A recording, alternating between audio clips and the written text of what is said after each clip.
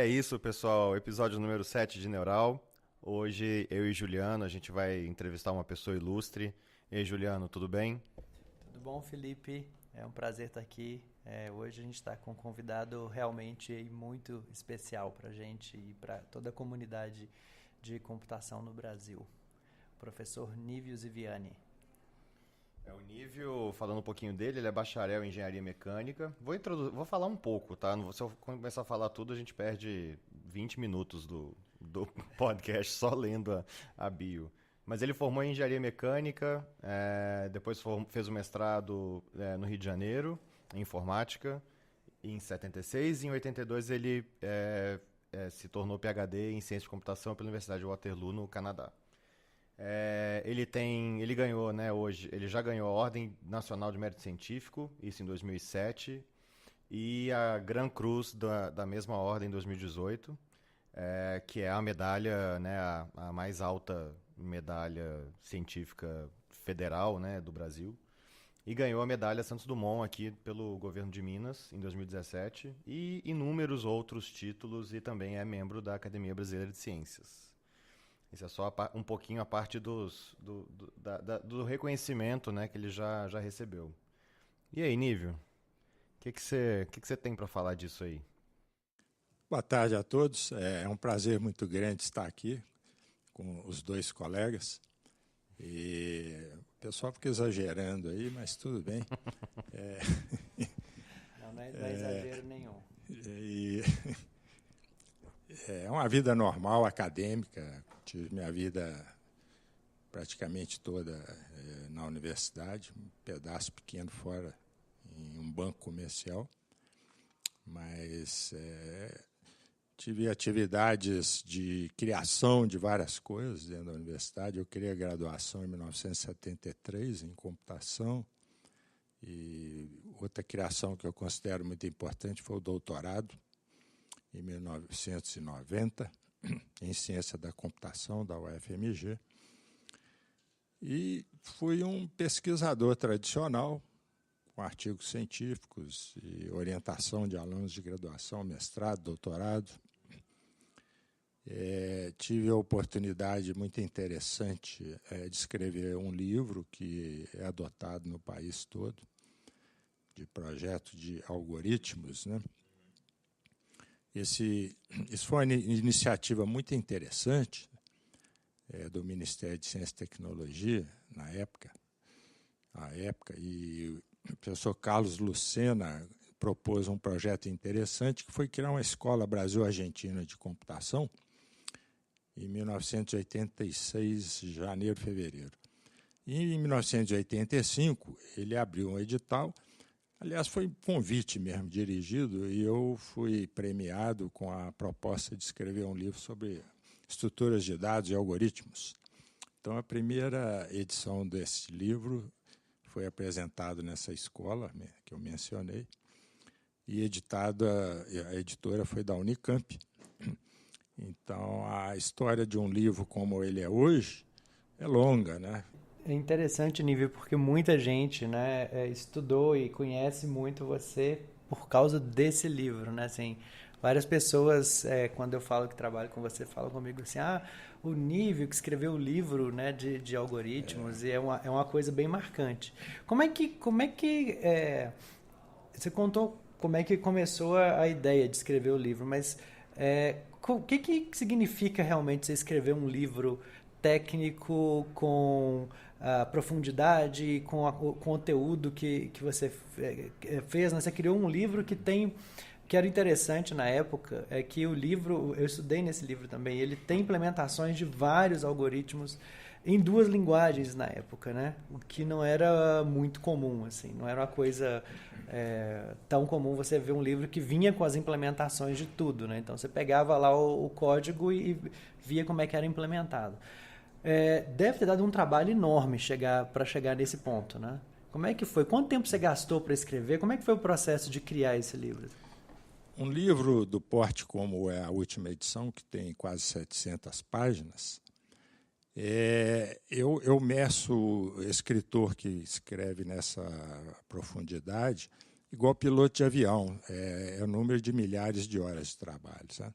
piloto experiente tem 10 mil horas, 12 mil horas. Então, a medida é por aí mesmo. Você tem que realmente arranca pedaço, certo? É uma coisa que dá um trabalho impressionante, você tem que ser muito obstinado, né? Então, eu tive várias edições, negociação com editoras. Naquela época era uma coisa muito mais complicada. Mas o livro foi evoluindo e, desde a primeira edição, que foi um sucesso muito grande, foi um curso em 2 semanas, 4 horas diárias, né? Então o curso foi de 40 horas, em que eu dei todo o conteúdo daquela primeira edição, e aquilo foi muito marcante. Quer dizer, aquilo já foi uma sinalização que eu estava num caminho muito bom, porque no final do curso, né, eu cheguei a dar um trabalho prático, dava exercício, trabalho prático, tinha monitor ajudando. E é um dos trabalhos, inclusive, é um problema central no livro, que talvez você, Juliana, possa até ter implementado. Mas, no final desse curso, foi muito interessante, porque era um auditório muito grande, 150 pessoas, durante 40 horas, e no final o pessoal aplaudiu de pé durante 5 minutos. Isso foi uma sinalização que era um bom caminho, então eu continuei investindo, pondo cada vez mais conteúdo e sempre pegando...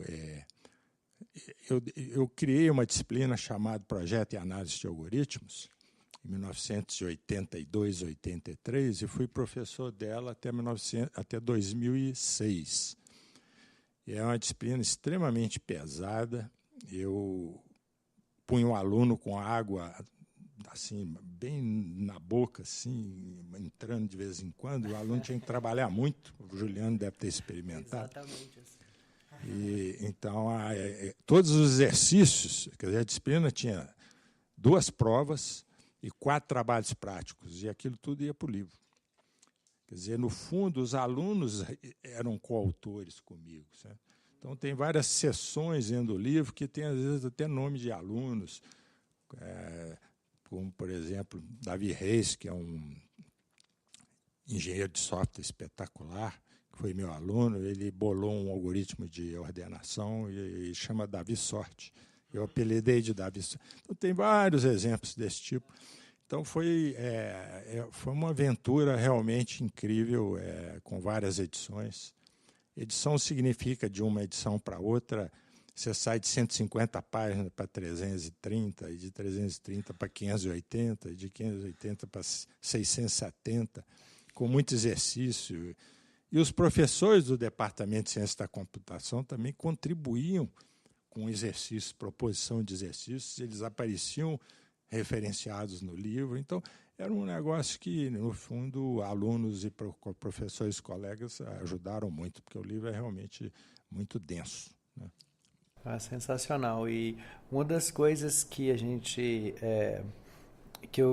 me chamou a atenção também na época que eu estudei nesse livro era que, assim, normalmente você introduz um problema, né, de forma abstrata, e aí você vai entrando nele, você sai parte da parte abstrata do problema e vai entrando e chega realmente no código, né? Chega colocar a mão na massa mesmo, né? Então você vê todas aquelas coisas rodando, né? Não é só a teoria, não é só para botar no papel. Isso sempre foi uma coisa que me chamou muita atenção, assim, né? Como é que desde que, né, eu conheci o Nível, eu estava na graduação, né?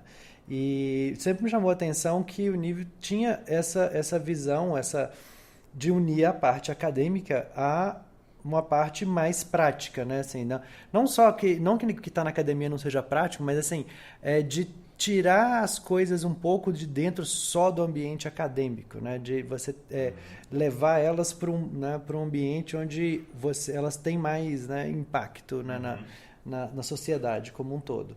E esse processo, né, Nível, você vem trazendo ao longo aí dessas décadas, né? Então, tem o livro que a gente já falou, que chama Projeto de Algoritmos com Implementação em Pascal e C, né? Que ainda é essa obra bastante relevante, mas tem um lado também do Nível que é a parte onde ele trabalha a relação empresa-universidade, que é toda uma outra área que daria, né, um outro episódio aqui do podcast. Mas como é que começou essa coisa, Nível, de você criar... Como é que surgiu essa vontade de trabalhar essa relação da academia com o mercado? Sim, a pergunta é muito boa, muito interessante. Possivelmente eu devo ter apanhado o vírus de empreendedorismo durante o meu doutorado, porque o meu orientador de doutorado, Gaston Gonnet, ele criou mais de uma dúzia de empresas, algumas muito relevantes.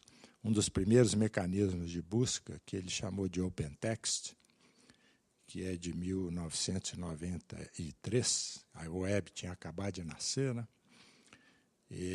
Hoje é a maior empresa de TI do Canadá, é a OpenText, né? E ele criou um manipulador simbólico chamado Maple, que teve um período que tinha sessões inteiras em grandes livrarias, uma ala assim, só sobre Maple. E ele, inclusive, me convidou para trabalhar na implementação. O core do manipulador simbólico foi escrito por ele, e ele usava alunos para implementar e avançar com as coisas. Então, aquilo, eu cuidei muito da minha tese, fiz o doutorado no prazo, um pouquinho abaixo dos 4 anos, que era o tempo de bolsa, etc. Mas, de alguma maneira, aquilo ficou, eu acredito, porque eu sempre gostei de prova de conceito, não só o livro, né, em que eu colocava um problema de forma extremamente abstrata, e você programar computadores, você trabalha com abstrações, né? Então, eu sempre tentava mostrar um problema bem abstrato e um problema real, quer dizer, a realidade, e como se resolvia aquilo por meio de abstrações, né, sucessivas, até chegar num código executável, né? E eu sempre exigi dos meus alunos, graduação de mestrado e doutorado, que implementassem todas as coisas, como prova mesmo de que aquele algoritmo novo que foi criado pudesse ser usado por alguém ou por pessoas, né? Então, dessas situações foi interessante. Uma das coisas que eu exigi, além dos 4 trabalhos práticos que eu mencionei na disciplina de projeto e análise de algoritmos e 2 provas, eu exigi um trabalho de pesquisa. O aluno tinha que escrever uma espécie de um artigo, um paper, com implementação. E um dos alunos, na edição de 1996, a web tinha nascido em 91, 92, 93, né? A linguagem Java tinha acabado de nascer, era pouco conhecida, e um dos alunos implementou um robô, quer dizer, um programa de computador que passeava pela infraestrutura, né, que é a internet, que liga computadores, em busca de servidores web, e coletava as páginas do servidor. Ninguém sabia fazer isso, né? E Java até começou a facilitar esse tipo de coisa. Na época era muito complicado fazer, mas era realmente um tipo de exercício que as pessoas não sabiam fazer. Então, ele era um analista de sistemas, Vitor Ribeiro, né, o nome dele, e da Belga Sistema, e um dia ele viu um colega dele fazendo busca por livros em livrarias virtuais. Naquela época eram muito fortes as livrarias virtuais, né? Tinha no mundo, no país. E tinham várias, né? Muitas. Nenhuma delas era grande também, né? Mas tinham muitas. Muitas. Então, ele vendo o colega dele tentando lutar para achar um determinado livro, entra numa, não acha, vai na outra, aí ele clicou.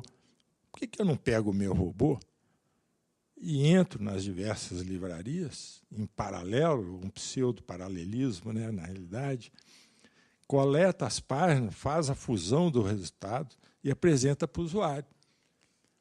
E isso ele começou a trabalhar nisso. Ele é brilhante, fez um site extremamente atraente, e aí nasceu um broker de comércio eletrônico, porque você podia achar livros raros, você podia achar um livro por um pedaço do título, ou um pedaço, o nome do autor, e você tinha o preço do livro nas diversas livrarias. Era um broker de comércio eletrônico. Em 1997, em 98. Ele defendeu a dissertação dele em 1998, o título é A Família Miner de Agentes para a Web, que depois veio música, com Sid Miner. Você podia fazer busca por advogados com o Juris Miner, você podia buscar hardware com o Compo Miner, né?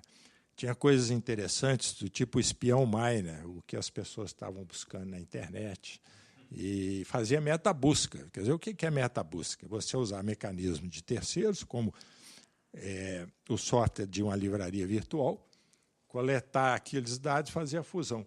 Hoje isso é uma tecnologia de ponta na época, inclusive ela foi apresentada na World Wide Web Conference de 1999, que foi em Toronto. Um ano anterior, os fundadores da Google tinham apresentado na mesma conferência a arquitetura da máquina de busca Google. Então, isso foi apresentado lá. E hoje é uma indústria muito forte, né? Você tem Airbnb, Trivago, Maxmilhas, é a mesma coisa que a gente fazia lá atrás. É basicamente o mesmo processo, né? Mesma coisa. Só que fazer isso em 1997 devia ter alguns desafios a mais do que tem hoje, né? Muitos. E aí o número de usuários começou a dobrar a cada 25 dias, 30 dias. Estourou o computador um dia. O sonho de toda startup. Toda startup é esse, né? Aí estourou a máquina um dia. Crescimento exponencial. O Vitor, olha para você ver, ele tinha um pager. E ele dormia com o pager do lado da cama dele. Quando a máquina de cair, era no laboratório, o Latim, Laboratório para Tratamento da Informação, que o servidor ficava. Caía, o pager apitava, ele saía correndo da casa dele de madrugada, ia lá. Quer dizer, mantinha no ar, era mais fidedigno que muito site hoje. Era impressionante. Aí estourou a máquina um dia, nós saímos correndo num shopping, num supermercado, comprar uma máquina maior. Aí estourou a rede de departamento, aí tivemos que negociar com o UOL, que já tinha banda larga, máquina SAN. E dia 1º de setembro foi para o UOL. Na virada do ano tem o IBEST, não sei se vocês conhecem, premiação e tudo. E o IBEST de início de 99, nós ganhamos 3 primeiros prêmios. Foi melhor tecnologia, melhor votação de usuários, fomos eleitos pela comunidade e tinha um outro primeiro lugar. Então, a gente foi receber esse prêmio lá em São Paulo. E aí, para resumir, 14 meses depois de criada, a gente criou a Miner, a empresa. Foi interessante, porque a gente foi atrás do secretário de Ciência e Tecnologia do Estado de Minas, falou: o que está acontecendo aqui? Até muito amigo, Ivan Moura Campos. Aí o Ivan virou, falou o seguinte: vocês têm que fazer um plano de negócio. Aí eu olhei para o Vitor olhou para mim, a gente, que diabo é esse tal de plano de negócio? Então a gente tinha aula sobre plano de negócio, segunda, quarta e sexta, de 8 às 10 da noite, e o case era mais. Né? E aí eu tinha já uma obstinação para amarrar o FMG, a universidade, mas eu abri negociação com o Departamento de Ciência da Computação, de alguma maneira, para ele ser meio que sócio do negócio, e tal, mas não achamos um caminho. Aí eu combinei com o Vitor que, se desse certo, a gente faria uma doação. E a gente fez uma doação para a universidade. Em junho de 99, o UOL adquiriu a Miner. E uma lição disso que é muito interessante, que você vai no UOL hoje, é cheio de mineiro, absolutamente lotado de mineiro, porque o aluno, o Vitor, ele fazia arrastão periódico no laboratório. E isso é literal mesmo. O próprio Vitor foi CTO, né, foi diretor de tecnologia do UOL durante 10 anos, saiu, se aventurou, foi embora. O diretor atual de tecnologia, que entrou no lugar dele, fez mestrado comigo, o Márcio Drummond Araújo. PagSeguro, que é um negócio, um business de bilhões hoje, quem está por trás do PagSeguro é o Marden Neubert, que foi aluno de mestrado meu também, defendeu comigo. E isso é um ganho, né? É geração pura de riqueza. Eu fui indiretamente beneficiado por essa aquisição da Miner pela UOL, porque a UOL resolveu patrocinar, não sei bem como até hoje, a nossa comissão de formatura. Eu estava formando nessa época, e aí a UOL resolveu patrocinar a nossa comissão de formatura. A única coisa que eles pediram foi a gente deixar eles colocarem um banner da UOL na colação de grau. Então, nossa comissão de formatura foi a primeira comissão que devolveu dinheiro para as pessoas, porque a gente estava juntando dinheiro para fazer a formatura.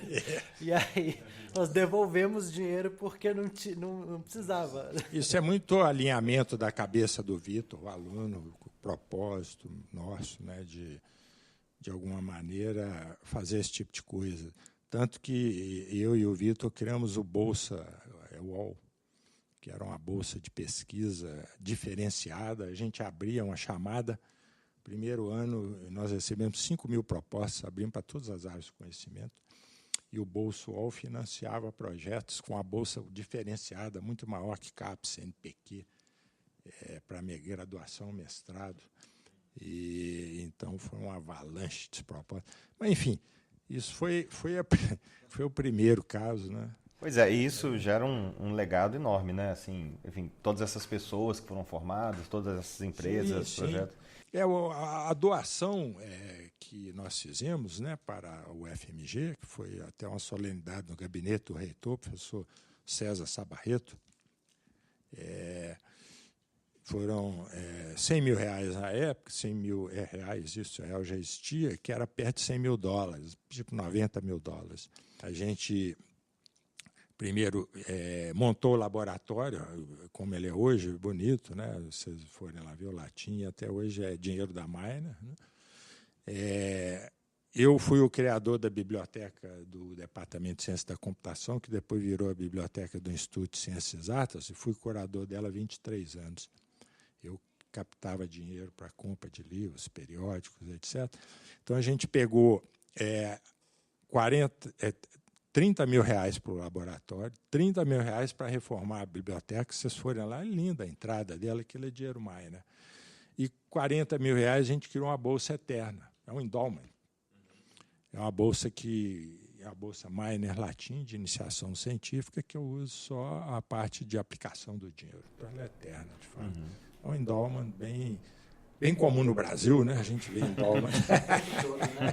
A coisa exatamente isso que eu ia falar, né? Assim, não é uma coisa muito, nada do que você está descrevendo aqui é tão comum quanto a gente gostaria, né? No Brasil, essa relação entre, né, você produzir algo na academia, transformar isso em produtos, serviços, enfim, gerar emprego, gerar riqueza, é algo que a gente não vê com tanta frequência, né? Hoje em dia, talvez até está ficando um pouco mais comum, mas com certeza nessa época não era, né? E aí, seguindo um pouco, né, na linha do tempo, Nível, a gente tem uma outra história que vem depois da Miner, né? Que ela também é muito, muito curiosa, talvez até das mais curiosas que eu já vi no Brasil, né? Sim. Que é a história da Aquan.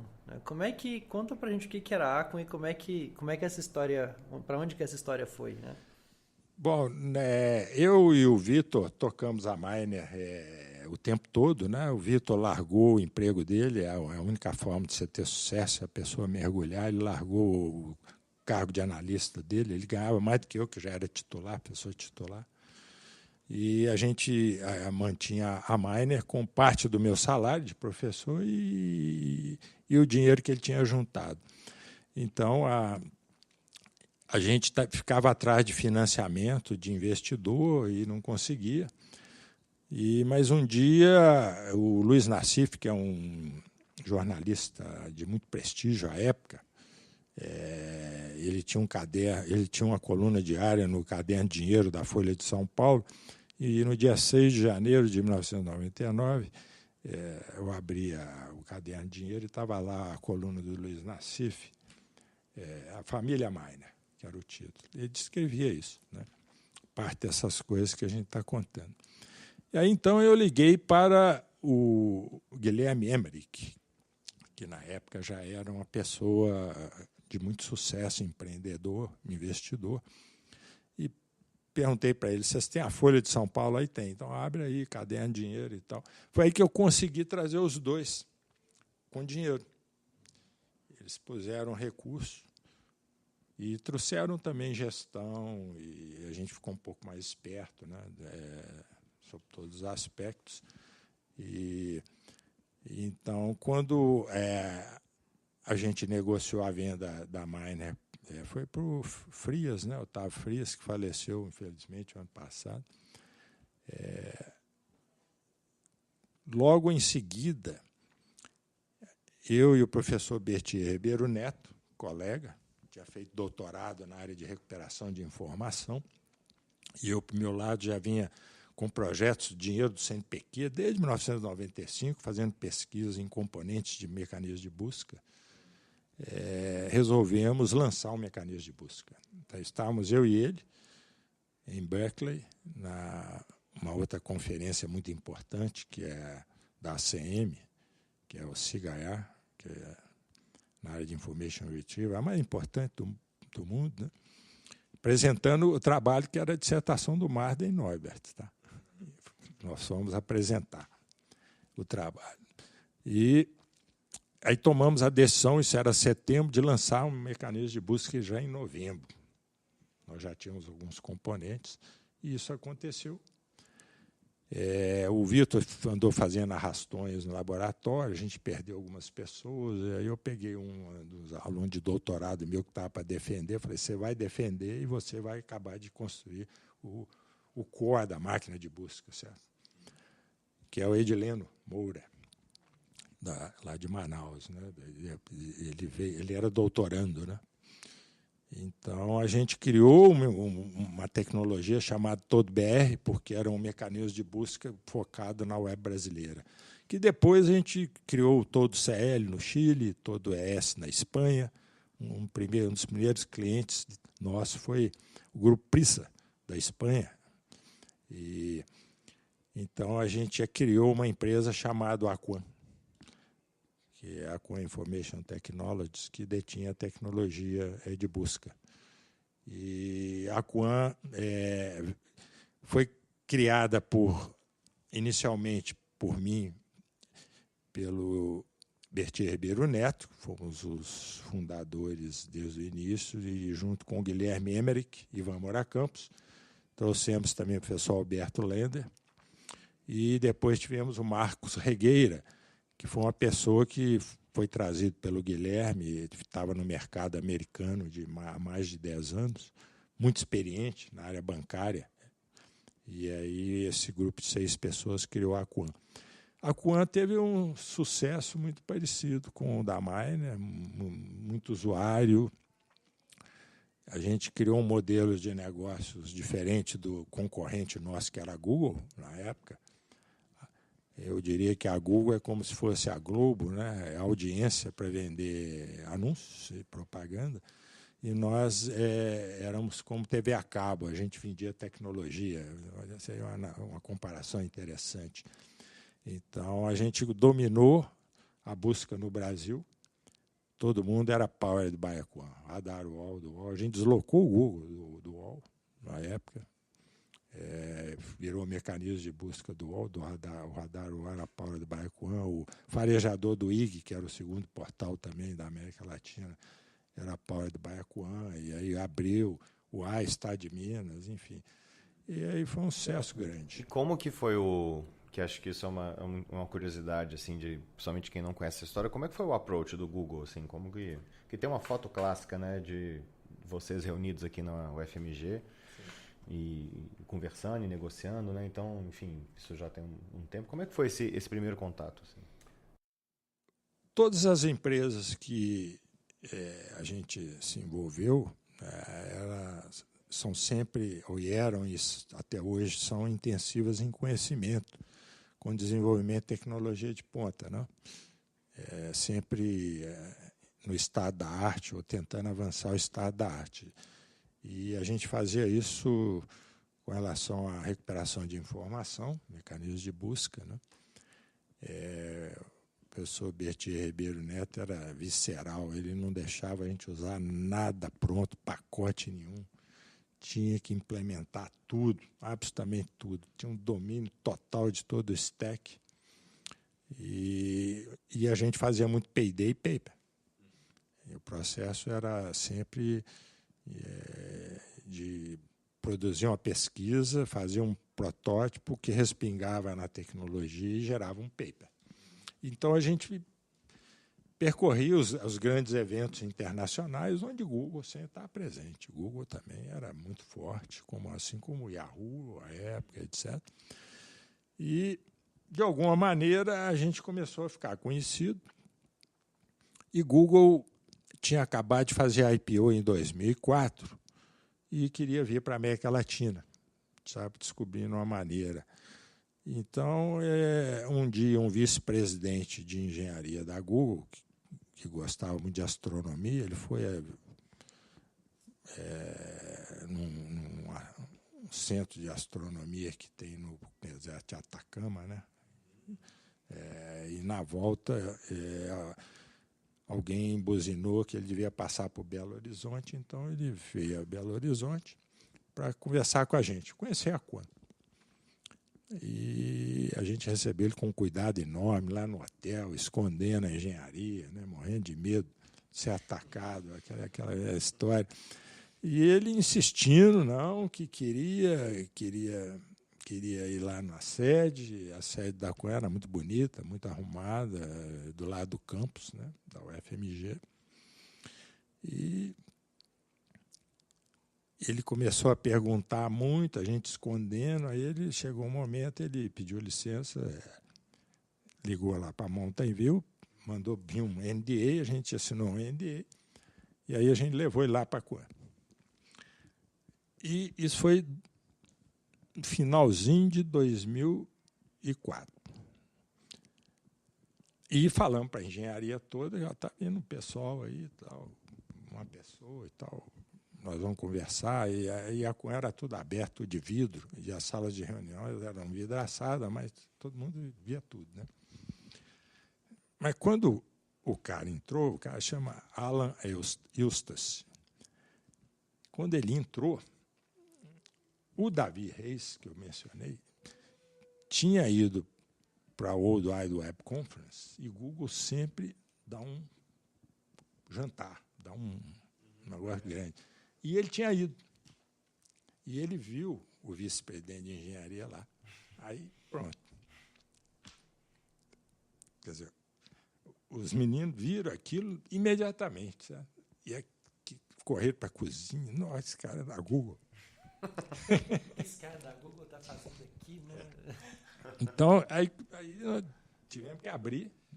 Cara, a negociação foi longa, por diversas razões, né? Uma delas é que,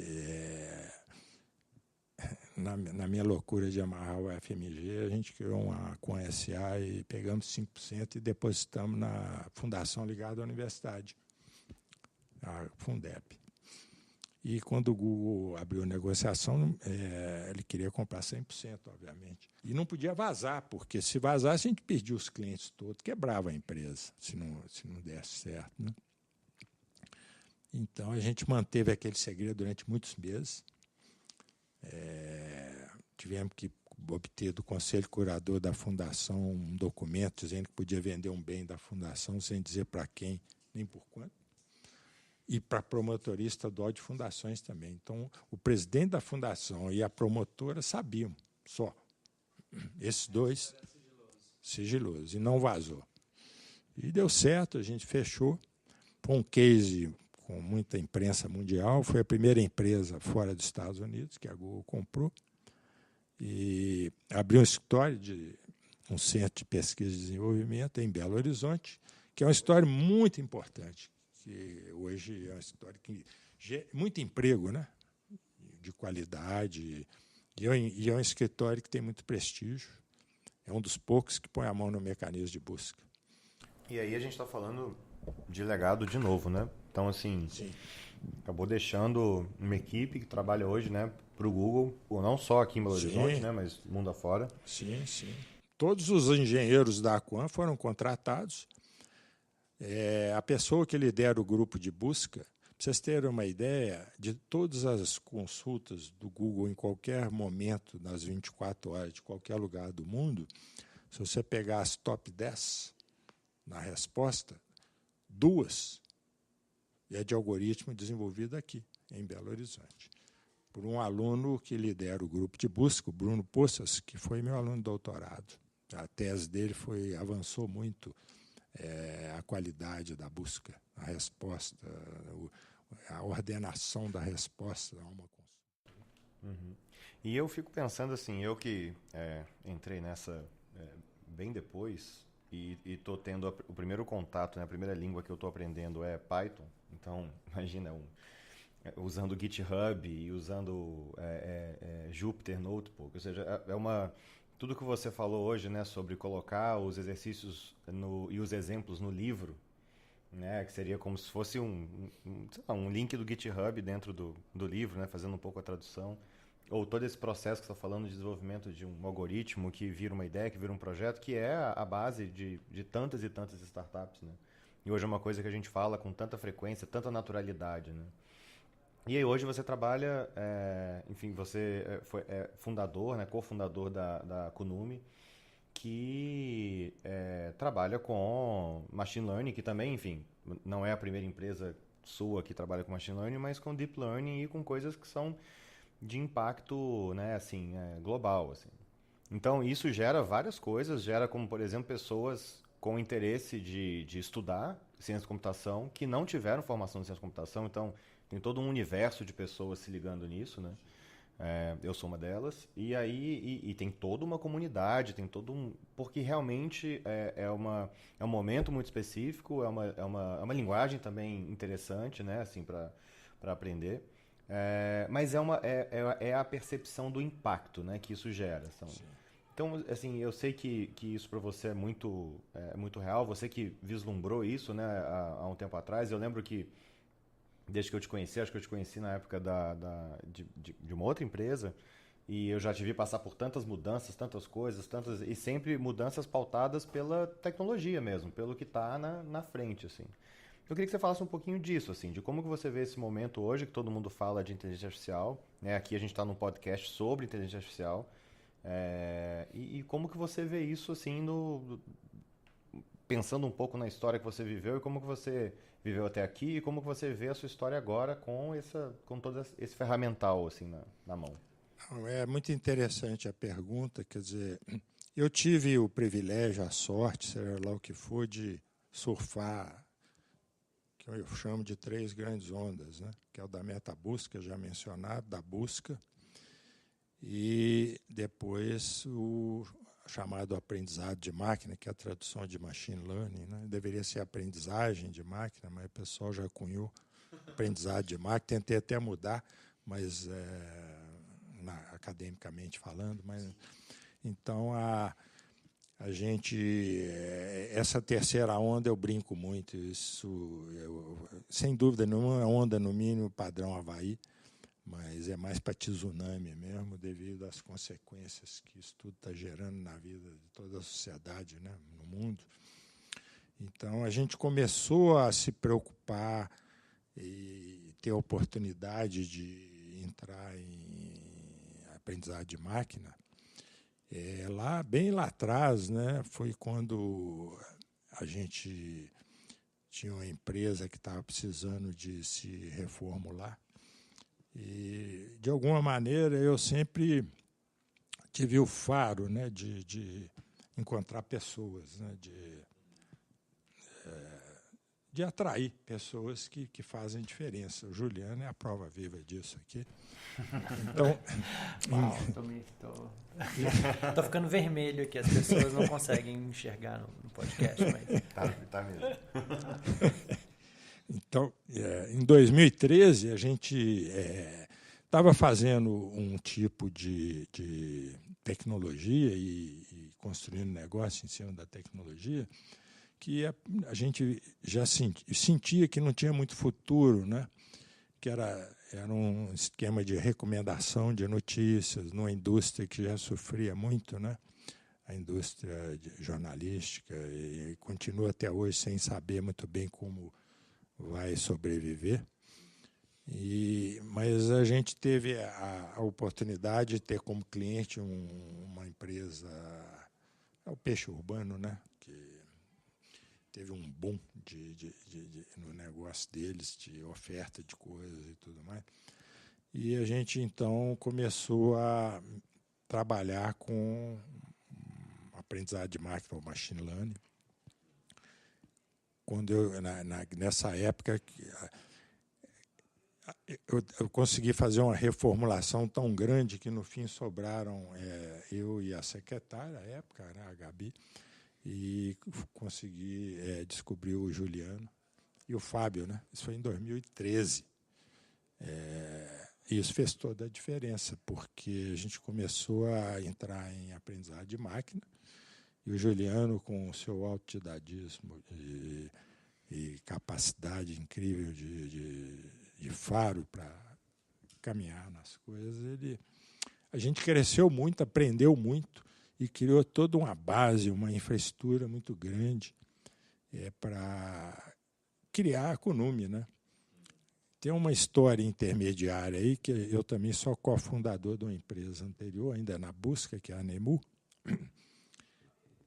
Eu, junto com 4 estudantes de Manaus e 2 professores, o ex-aluno meu, Edileno, e o Altigran, que também se doutorou no departamento, que nos ajudaram a criar a Kuan, a gente que fundou a Nemu.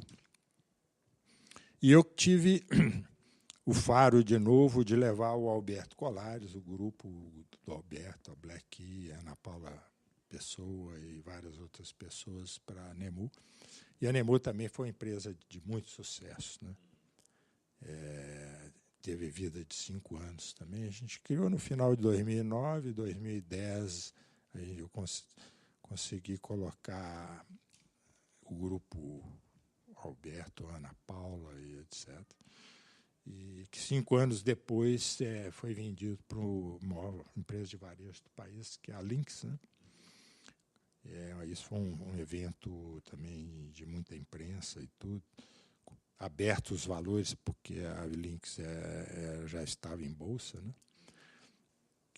Quer dizer, o Alberto também tem um faro, e eu conheço o Alberto há mais de 20 anos, né? Então é uma coisa antiga.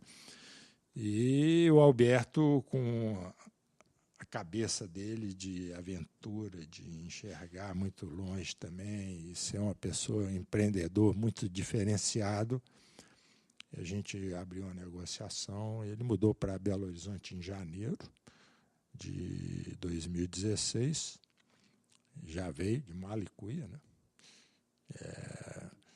E em março de 2016 a gente fundou formalmente a Kunume, né? Que hoje é uma empresa espetacular, né?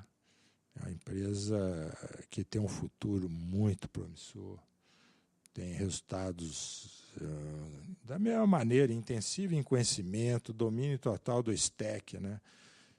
É uma tecnologia que pouca gente no mundo domina, não tem pessoas que conseguem fazer diferença na área em grandes quantidades pelo mundo afora, e a Kunume tem uma engenharia liderada pelo Juliano,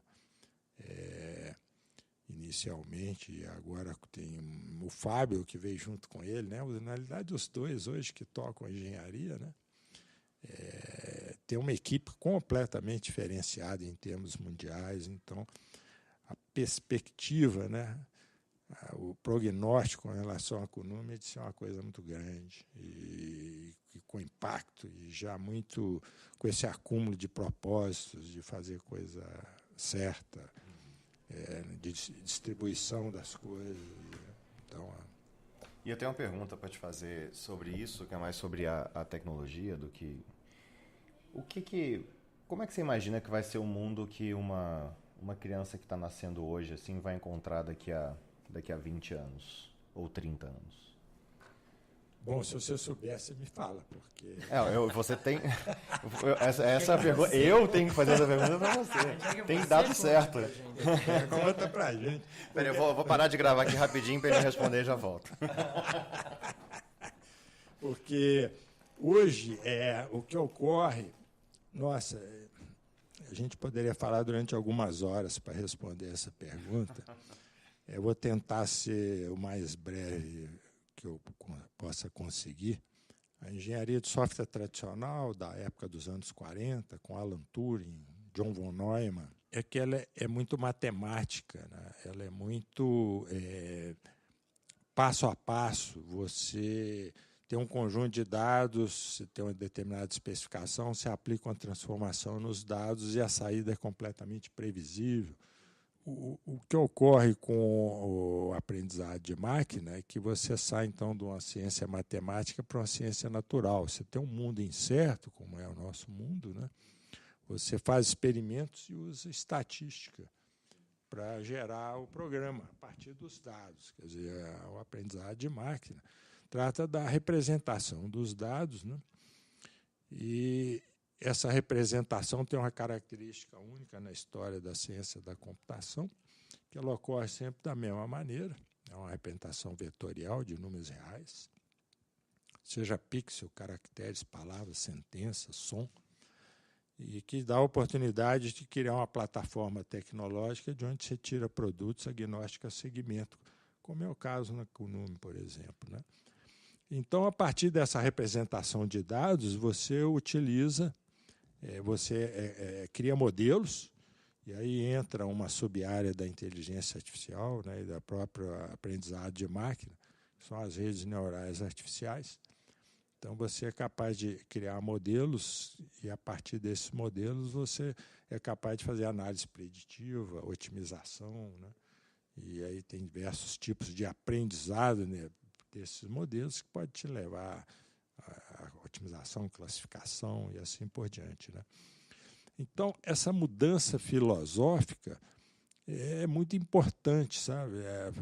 Cria uma coisa que, por exemplo, a tecnologia da Kunume ela é constituída basicamente de 4 passos. Em primeiro lugar, eu gosto muito de pegar um exemplo para as pessoas entenderem. Por exemplo, o corretor ortográfico. Isto é uma coisa que eu trabalhei nos anos 90, né? O spelling checker. Eu, por exemplo, pegava um corretor ortográfico para a língua inglesa, tentava usar no português, na língua portuguesa. Não dava certo, não funcionava, por causa da distribuição de frequência das palavras, era completamente diferente de uma língua e outra. As regras, as línguas são muito diferentes. Então, às vezes, você podia trabalhar 2, 3 anos num corretor ortográfico para o português, e aí você pode ficar até muito satisfeito se o corretor ortográfico competente e tal, né, depois de todo esse trabalho. Mas como é que você faz com o aprendizado de máquina? Você pega exemplos de erros, né? Porque o aprendizado de máquina, você dá capacidade aos computadores de aprenderem sem ser explicitamente programados. Essa é que é a grande diferença filosófica que está por trás de tudo. Então, você pegar exemplos suficientes de erros no português, isso é fácil, você obtém de muita facilidade, diversas maneiras, sites, qualquer site que recebe consulta de seus clientes, o cliente erra de tudo quanto a maneira. Então, você, com um número suficiente de erros, você usa uma rede neural artificial que aprende com esses erros, que tem rótulo, você tem um erro e tem o correto, essas duas coisas te dão um aprendizado, você cria um modelo, e o programa nasce a partir disso, certo? Então, esse é o grande diferencial, quer dizer, você otimiza, você cria muita velocidade na geração dos programas, a partir dos dados, né? Então, voltando ao exemplo do corretor ortográfico, aí você trabalhou na engenharia tradicional 3 anos. Aí a pessoa, nossa, nós estamos indo muito bem aqui no país português, tem coisa até em Portugal, o site está bombando, agora nós vamos escalar isso para 100 línguas mais populares do planeta. Como é que escala? Na engenharia tradicional. Aí, voltando para o aprendizado de máquina, você pega aquele modelo que você criou para português e pega exemplos suficientes de qualquer língua. Inglês, espanhol, francês, chinês, tailandês, tupi-guarani. Essa é grande, para mim também, essa é a grande diferença do que a gente pode fazer com o aprendizado de máquina, né? Eu sempre falo um pouco disso, que é uma maneira da gente criar uma maneira nova da gente programar, né? Para quem não é da área de computação, isso não é óbvio, que isso é uma maneira nova de programar, né? Parece que são duas coisas completamente diferentes, mas na verdade é uma maneira nova de criar programas que resolvem problemas que a gente não sabe como resolver. Né? Exatamente. Aí eu ia um terceiro ponto, da tecnologia econômica. Você resolve problemas que a gente não tinha a menor ideia de como resolver anteriormente, certo? Existe um paradoxo que eu gosto de mencionar, que é o paradoxo de Polanyi, é um filósofo que diz o seguinte: nós sabemos mais do que nós somos capazes de dizer. Ou, em outras palavras, nós sabemos mais do que nós conseguimos transmitir. Isso era uma barreira para a engenharia de software tradicional. Por exemplo, a gente consegue, a gente aprende a andar de bicicleta, a gente, por exemplo, eu olho para o Felipe aqui e eu vejo que ele está interessado na minha fala, o Juliano também. Eu consigo ler, que parece que eu estou falando alguma coisa que está sendo interessante. Não sei, estou lendo isso pelo menos, não sei se ele concorda, mas então a gente consegue reconhecer faces, a gente consegue reconhecer voz de pessoas, emoções, mas a gente não consegue descrever isso. A gente não consegue falar como é que a gente aprende a andar de bicicleta. Então, isso era uma barreira para a engenharia de software intransponível, que está completamente resolvido pelo aprendizado de máquina. Não tem mais essa barreira. Então, essa é outra coisa. Você consegue resolver problemas que, às vezes, você nem sabe qual que é a solução para eles, mas a máquina, de alguma maneira, a partir de exemplos num número suficiente, ou uma quantidade de dados que seja suficiente estatisticamente, você consegue dar senso, né, o sentido para aqueles dados. Certo? Então, esse é um outro aspecto muito importante que está muito claro, né, no desenvolvimento da tecnologia que o Juliano lidera. Tá certo? Sem dúvida. E uma das grandes questões que a gente tem hoje é justamente a gente está num ponto do desenvolvimento da tecnologia onde as pessoas estão começando a se preocupar com as possíveis ramificações éticas, né, desse tipo da aplicação desse tipo de tecnologia, né? Eu estava conversando esse final de semana com algumas pessoas e a gente estava discutindo justamente ética, né, uma conferência sobre AI e ética. E uma das coisas que me chamou a atenção, eu lembrando dessa época que a gente descreveu, né, sobre o começo da internet, o começo dos mecanismos de busca, eu não me lembro de ter essa preocupação tão clara com as questões éticas nessa época. Eu posso estar enganado, Nível, mas não lembro de ter uma conferência sobre web e ética, né? E assim, talvez porque na época as pessoas não tinham ideia de que a internet ia ter um impacto tão grande na sociedade igual ela teve, né? A gente não lembra, a gente esquece hoje como é que era a sociedade antes da internet. O impacto é uma coisa incrível, né? Mas também que hoje em dia a gente tem preocupações éticas com o uso de dados, com o uso de, né, como que a publicidade funciona na internet, quem está por trás do que, né? É difícil de você chegar, às vezes, na origem de determinadas informações. Então, você tem fake news, você tem uma série de preocupações hoje. E eu vejo na comunidade de AI essa preocupação muito forte, assim, mesmo a gente considerando que está no começo de uma jornada, já está nascendo com essa preocupação, né, ética. Então, eu queria ver, Nível, como é que você enxerga essa questão, né, de como que a sociedade vai lidar de forma ética com todas essas mudanças aí que vão ser feitas em função da aplicação dessa tecnologia? Não, essa pergunta é excelente, é instigadora e a gente pode falar durante muito tempo também.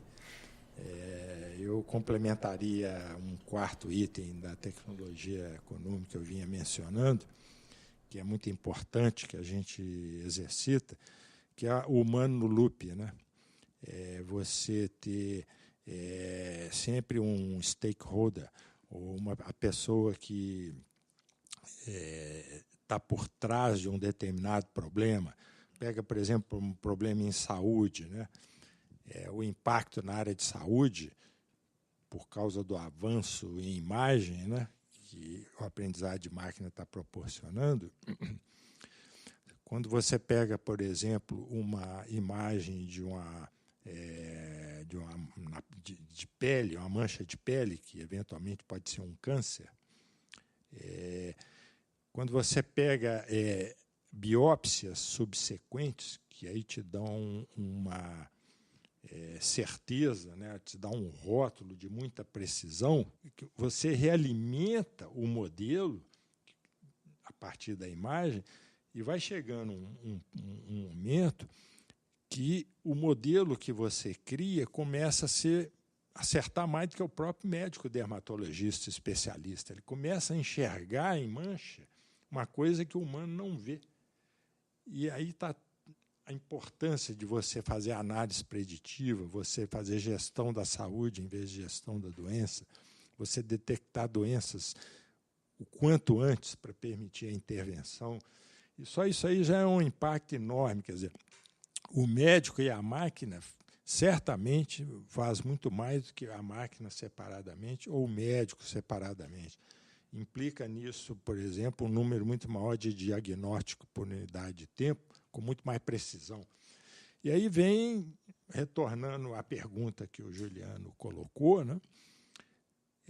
O que ocorre é que existe uma aceleração muito grande de resultados e de tecnologia. Existe um negócio chamado singularidade, né, que incrivelmente foi cunhado em 1950, que é aquele momento em que a inteligência humana vai ser suplantada pela inteligência artificial, né? Isso foi cunhado muito lá atrás. E, de alguma maneira, voltando à pergunta dos 30 anos, essa aceleração é imprevisível quanto tempo vai levar para você chegar a determinado resultado, né? Existe muita predição sobre esse impacto, porque tem diversos exemplos, né?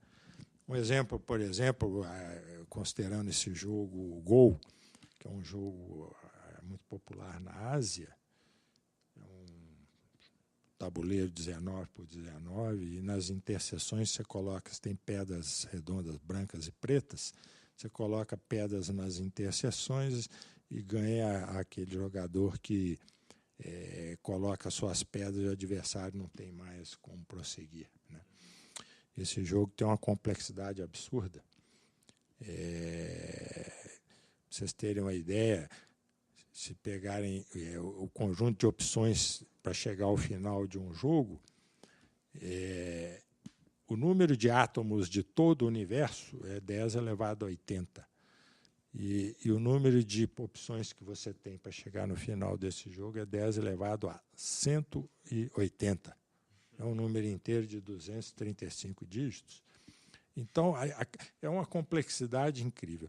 Então, a previsão é que uma máquina conseguiria bater um profissional de Go daqui a 10 anos, sei lá, daqui a algum tempo. Isso era o que a comunidade científica na área pelo menos 10 anos, né? pelo menos 10 anos. Isso aconteceu em janeiro de 2016, se não me engano.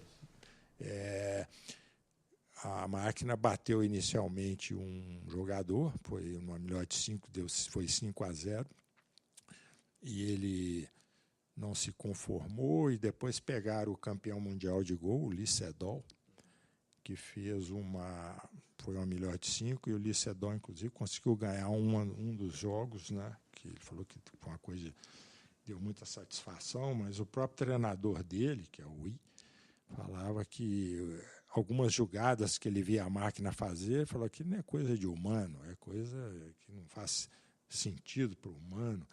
Então, essas coisas estão acontecendo, essa aceleração. Por exemplo, agora tem uma máquina jogando gol contra outra máquina. Agora, de toda maneira, eu sei que o Lee Sedol, por um lado, ele está estudando o gol contra uma máquina. E ele está querendo fazer outra disputa. Eu sei que o pessoal que está por trás do software e do hardware que bateu ele, Lee Sedol, que é o AlphaGo, da empresa DeepMind, eles estão demorando a reagir. Então, é difícil você... Entendeu? Essa aceleração é tão grande que, por exemplo, tem um indivíduo chamado Ray Kurzweil, que faz muita predição de 147 predições, eu não me lembro o número, 186, ele tem um acerto de quase 90% nas predições dele, né? É um indivíduo muito interessante. Ele, quando surgiu o telefone sem fio, né? E o fax, nada de smartphone, o simples telefone que você podia falar caminhando, né, na rua. Ele previu a queda da União Soviética, porque os dirigentes iam perder o controle da informação. E é o que ocorreu. Então, é um indivíduo desse tipo.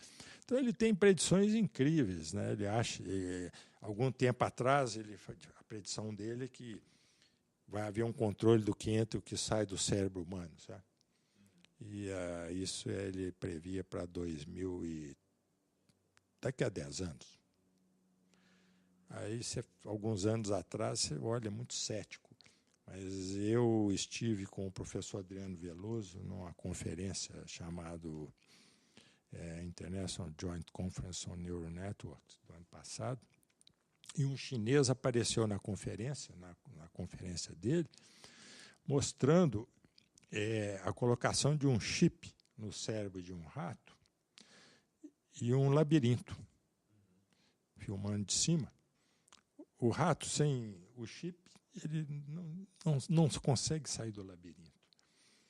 E com um chip no cérebro, e o pesquisador com um capacete na cabeça, sem ligação física nenhuma, só um capacete, não fala nada, só o capacete.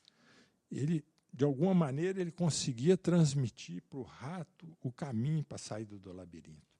E a saída final ainda tinha 5 opções, 4 caíam num precipício, num lago.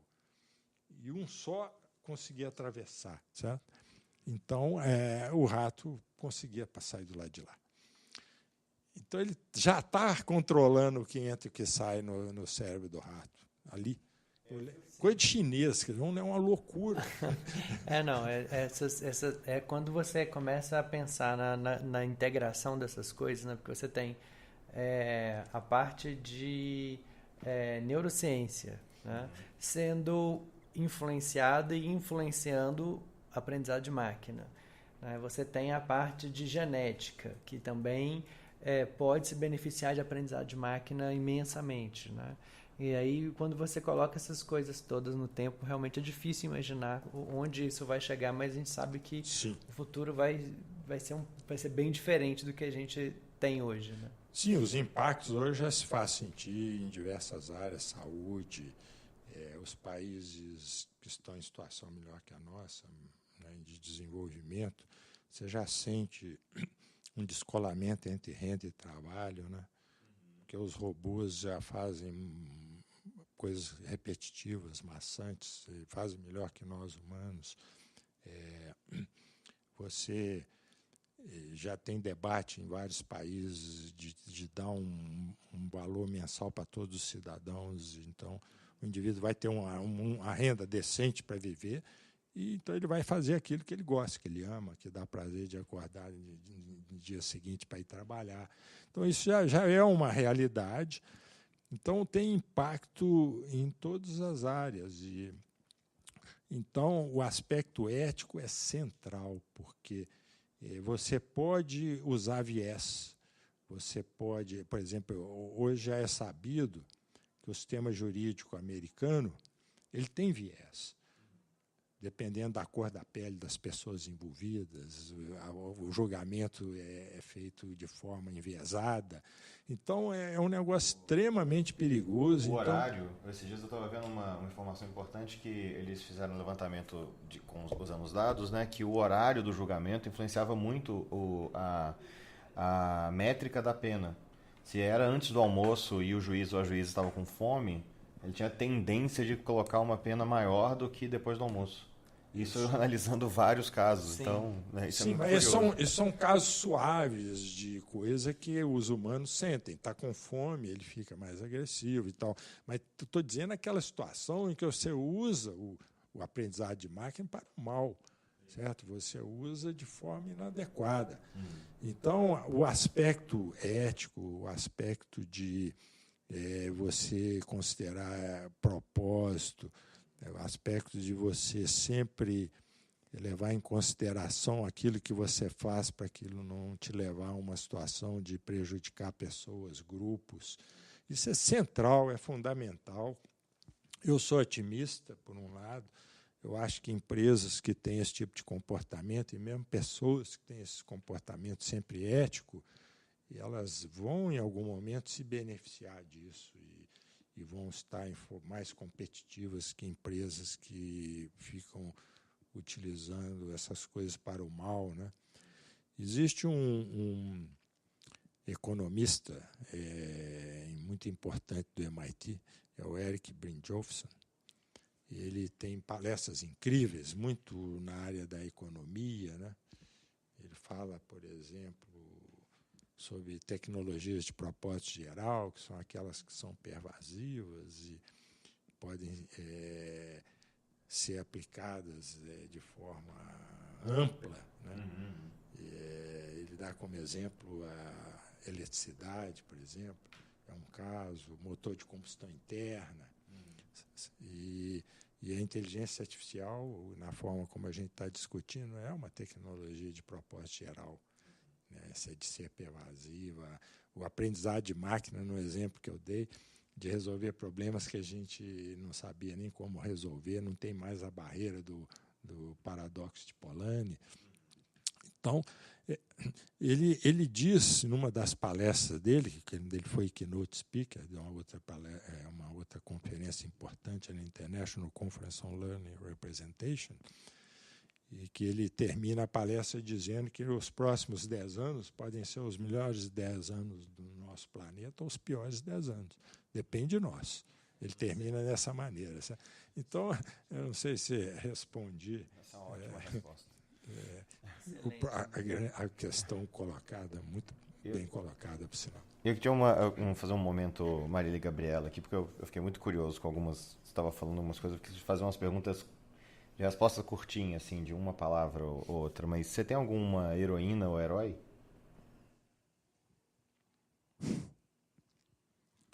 Não, na que vem na cabeça, não. Tá. E um livro? Eu não perguntei antes, então assim, não dei chance, mas um livro. Nossa, mas tem tanta... Ou um que você está lendo... Eu leio 4, 5, 6 livros ao mesmo tempo. Eu gosto de livro no papel, na cabeceira. Eu tenho o Kindle para viagens. Então, Guimarães Rosa tem um impacto muito grande em diversas falas dele. Por exemplo, nossa, outro mineiro impressionante, o Carlos Drummond de Andrade, que eu admiro muito, sei lá. Para mencionar 2 mineiros, para não ficar muito longe. E eu vou te fazer uma... Acho que essa vai ser a pergunta mais difícil que eu vou te fazer. Um vinho. vinho é aquele que você põe na boca e fala que maravilha. Mas pode ser qualquer uva, de qualquer país, de qualquer idade. Mas o vinho bom é aquele que você toma e sente um prazer incrível. Ele enaltece, engrandece o sabor da comida e a comida interage com o vinho. Então, chega um determinado ponto que os vinhos são tão maravilhosos que não importa, depende do momento, da companhia, da comida, e você põe o vinho na boca e aquilo... Claro que tem um limite inferior, né? O vinho deve ter retrogosto, o vinho tem que ter consistência, quando você põe na boca ele tem que ficar pelo menos 30 segundos beliscando sua língua e tal. Quer dizer, tem vinhos de preços razoáveis, que dá até para o dia a dia, que tem esse tipo de característica. Não precisa de ser um vinho de R$1.000. Mas o vinho bom é aquele que você põe na boca e adora. Uma vez eu perguntei para uma pessoa numa vinícola, assim, esse vinho, eu estava comprando, né, assim, algumas garrafas, eu falei, esse vinho eu devo guardar quanto tempo? Qual vai ser o melhor momento para tomar esse vinho? Aí a pessoa olhou para mim com uma cara, assim, com muito julgamento, e olhou para mim e falou assim, quando você quiser ser feliz. Isso aí, isso mesmo. É claro que se você pega um Alma Viva 2017, você vai tomar ele de joelhos. Mas se você esperar de 5 a 10 anos, ele vai estar melhor, vai estar maduro, os taninos certinhos. Gente que toma vinho, como eu tomo vinho diariamente, a gente aprecia muito o vinho já mais maduro. Mas se você pegar um vinho de 10 anos e o vinho for mediano, vira vinagre. Agora, se você pega um vinho top, 10 anos ainda pode estar... Ele pode ficar mais 5, mais 10. Mas você pode pegar um vinho desse tipo e pegar ele novo. Não, ele é bom. Bom é bom. Prevejo em algum momento próximo a gente fazendo algum projeto aí de desenvolvimento de vinho e controle de taninos e usando AI, hein? Acho que surgiu aqui nesse momento. Já estou me voluntariando para testar. Sim. Eu quero testar. Sem dúvida. Nível, aproveitando as perguntas aqui que o Felipe colocou, essa sessão de perguntas, né? Muita gente assim, olha para você como uma referência, né, nessa área de empreendedorismo. O que você diria para alguém hoje, né, que está querendo começar a ter uma startup na área de tecnologia no Brasil? Que conselho se daria para uma pessoa que te perguntasse isso hoje?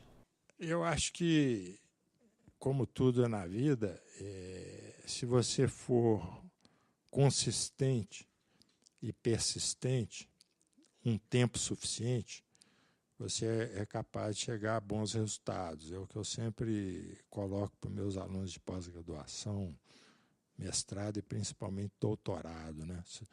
Claro que você tem que ter um instinto de olhar para alguma coisa interessante. Você tem que ter isso minimamente, certo? Você pegar uma coisa que é já consolidada, tem grandes empresas com poder comercial muito grande, você repetir aquilo, não é uma boa ideia, a não ser que você consiga fazer muito melhor do que aquilo que já está aí no mercado. Mas, em princípio, basicamente qualquer coisa que você olhe muito tempo para ela, em algum momento você pode vislumbrar uma maneira de fazer diferente, uma maneira de fazer melhor. Então, isso é importante por um lado. Agora, por outro lado, você tem que ter muita coragem para... o jargão utilizado é pivotar, né? Significa você abandonar uma determinada direção e caminhar para uma direção, às vezes, oposta. Você tem que ter coragem de jogar fora aquilo que não está dando certo, né?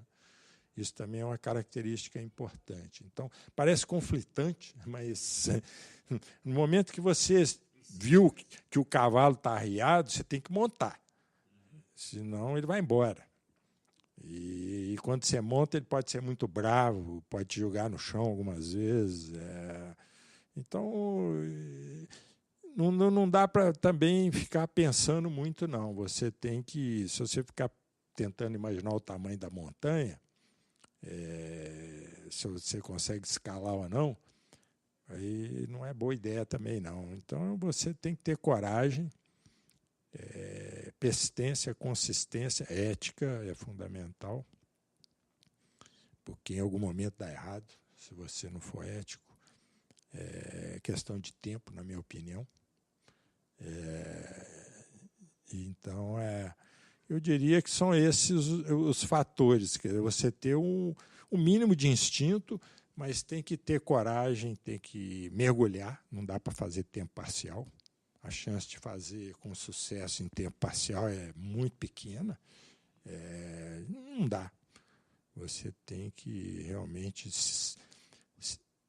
não é se sacrificar, você tem que ter prazer em fazer aquilo, porque senão vira sacrifício. No momento que virar sacrifício, é melhor fazer outra coisa.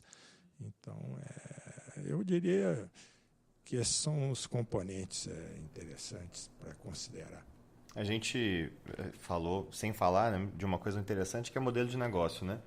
Então, quando a gente falou de vários exemplos aqui hoje, inclusive exemplos que têm impacto negativo, né, na nossa sociedade hoje, que estão ancorados em modelos de negócio de geração de renda, né, de valor para a própria empresa, que não traz necessariamente um benefício, né? Assim, é mais as empresas continuam existindo, ganham dinheiro, crescem, mas elas não são necessariamente, né, assim, às vezes elas acabam saindo do foco ou do caminho, né? Então isso é muito importante, assim. Essa é uma observação importante também.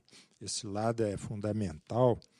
Se você criar uma startup ou um empreendimento cujo objetivo é puramente ganhar dinheiro, às vezes o dinheiro corre de você. É um negócio impressionante isso. Se dinheiro for consequência de uma coisa bem feita, a chance é que ele entre mais pesado, que ele entre naturalmente. Agora, se você tiver por objetivo, eu vou fazer isso porque eu quero ganhar muito dinheiro, eu quero ficar rico, ou o que seja, eu acho que tem que ser muito mais do que isso para poder realmente chegar nessa condição, né? Então, isso também é importante, isso que o Felipe mencionou.